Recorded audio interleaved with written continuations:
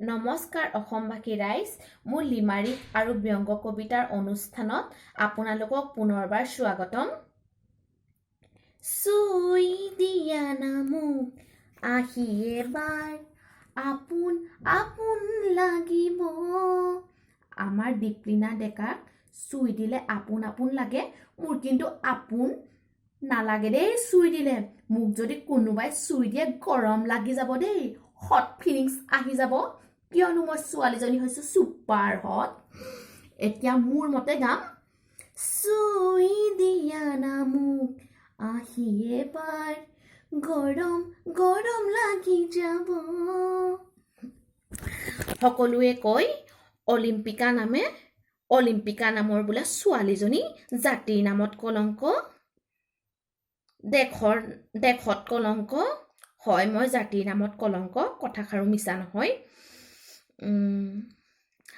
হ'ব, এতিয়া মোৰ ফটা লেকচাবোৰ বাদ দিওঁ। আজি মোক মোৰ অনুৰাগী কাকলিয়ে নাৰী নিৰ্যাতনৰ ওপৰত গাবলৈ কৈছে।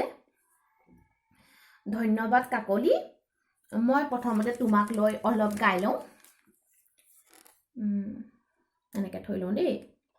মৰমৰ কাকলি, তুমি একেবাৰে আজলি। তোমাৰ বিষয় হ'ল নাৰী নিৰ্যাতন।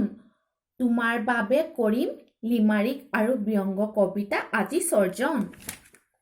এতিয়া গাই যাওঁ দেই। প্ৰথমতে মই লিমাৰিক গাম দুটা, তাৰ পৰা মই ব্যংগ কবিতা গাই যাম দেই, শুনিব সকলোৱে।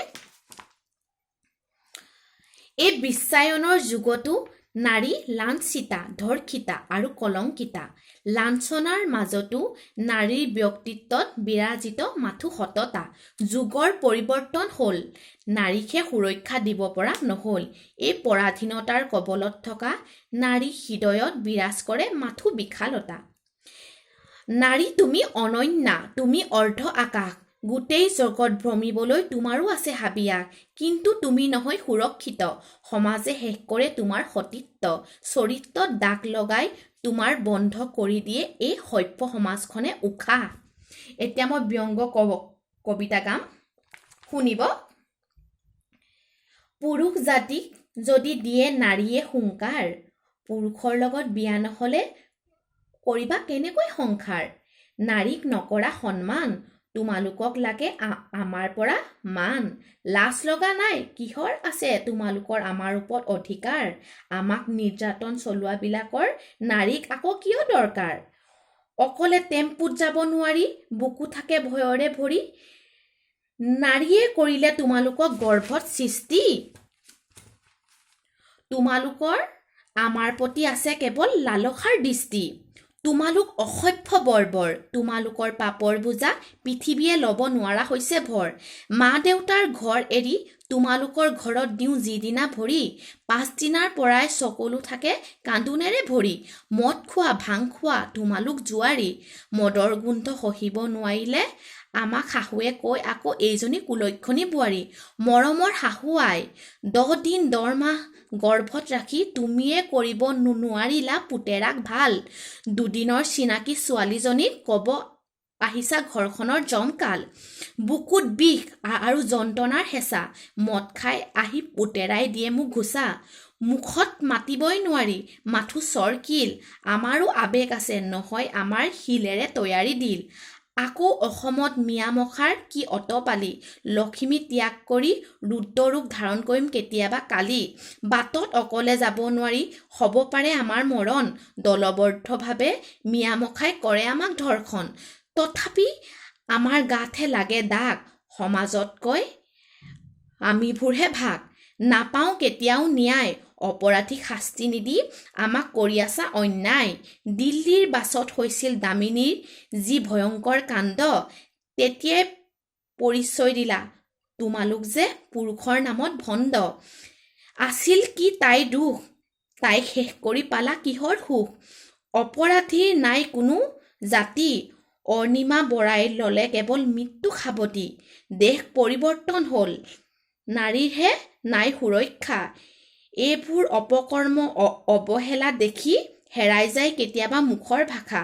আমি নাৰী সহৃদয়ৰ পূৰ্ণিমাৰ জোন গৰ্ভতে হত্যা কৰে একাংশ পাপীয়ে আকৌ কন্যা ভ্ৰূণ এতিয়া বহুত লোকে আমাৰ কন্যা ভ্ৰূণ হত্যা কৰি দিয়ে যে আৰে যদি আমি নহওঁ তহঁতি সংসাৰখন কেনেকৈ আগবঢ়াবি নাৰীক এতিয়া ইমান অৱহেলা কৰে লাঞ্ছনা কৰে মই সকলোবিলাকৰ কথা নকওঁ কিন্তু যিবিলাকে কৰি আছে সেইবিলাক ভাল কথা নহয় হ'ব মই বেছি কথা নকওঁ যদি মোৰ অনুষ্ঠানটো ভাল লাগিছে তেন্তে লাইক কৰিব কমেণ্ট কৰিব শ্বেয়াৰ কৰিব আৰু বেছিকৈ ভাল লাগিলে ছাবস্ক্ৰাইব কৰি দিব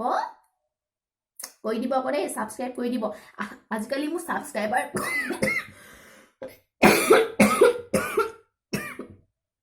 মোৰ বহুত বেমাৰ হৈ আছে সেইকাৰণে মোৰ কাহ হৈ আছে এই কথাতে কয় নহয় বাৰী ধাপৰ ভুলুকা বা মুখৰ পৰা নাযায় মোৰ শুকান কাহ হ'ব ধন্যবাদ বাই বাই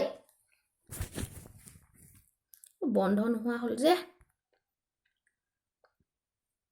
বন্ধ কেলে হোৱা নাই এইটো হেং মাৰিলে মোবাইল ৰ'ব দে বন্ধ কৰিছোঁ আৰু এটা কথা কৈ লওঁ ৰ'ব বন্ধ হোৱা নাই বাৰু কৈ লওঁ আজি ইমান ঠাণ্ডা পৰিছে কাইলৈ যে মই একদম কেনেকৈ গা ধুম ভাবি ভাবি পগলা হৈ গৈছোঁ মই যে গা চা ধুই বেলেগ বেয়া পাওঁ দেই চেন মাৰি মাৰি শুই থাকোঁ কোনে গা পা ধুই থাকে আৰু চেনবোৰনো কেলৈ উলিয়াইছে পাৰফিউমবিলাক যে উলিয়াইছে সেইকাৰণেহে উলিয়াইছে গা চা কেলৈ ধুম আকৌ নহয় দেই গা চা ধুবলৈ নাই পাৰফিউম লগাই লগাই শুই থাকিম হ'ব বাই বাই